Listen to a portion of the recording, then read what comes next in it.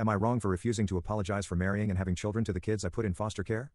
I gave birth to my first kid when I was 13 and my second when I was 14. Neither of those pregnancies were my choice and I did not choose to carry to term. They were the result of a family friend getting to do whatever he wanted to me and my abusive parents refusing to let me abort. They talked about the pregnancies being punishments for trying to defy what their friend wanted from me. I had always been physically abused by my parents, but once I was pregnant for the first time the abuse became a daily occurrence. I only got free a few months after my 18th birthday because parents were both arrested and what happened to me came to light.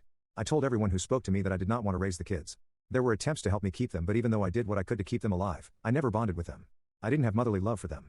I'd done the best with what I had, but that wasn't good and I knew it even back then. Not only because of my lack of love or bond, but I was also very messed up.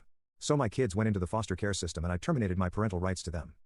For another 4 or 5 years I lived pretty badly.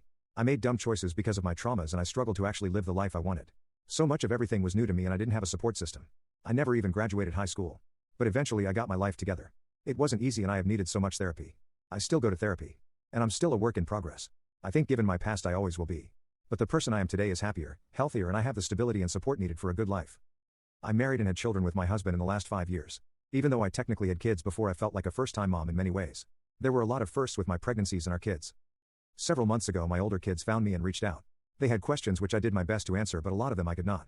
I don't know medical history or all that much family history or info on their father. It was difficult and I spoke to my therapist a lot in that time. Trying to explain how they came to exist was the worst part and I leaned on my therapist a lot to help me explain it without burdening them with my feelings.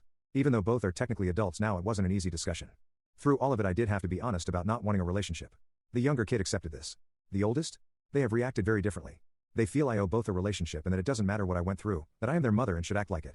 There was also a demand that I apologize for marrying and having more kids when I let them grow up in foster care. I was told I was the adult in the family even at 13 and 14 and I should never have blamed them or denied them my life because of it.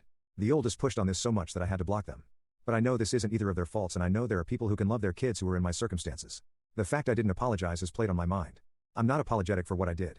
But I still feel like I could be an for that and for not doing it for the sake of the kid I gave birth to. AITA?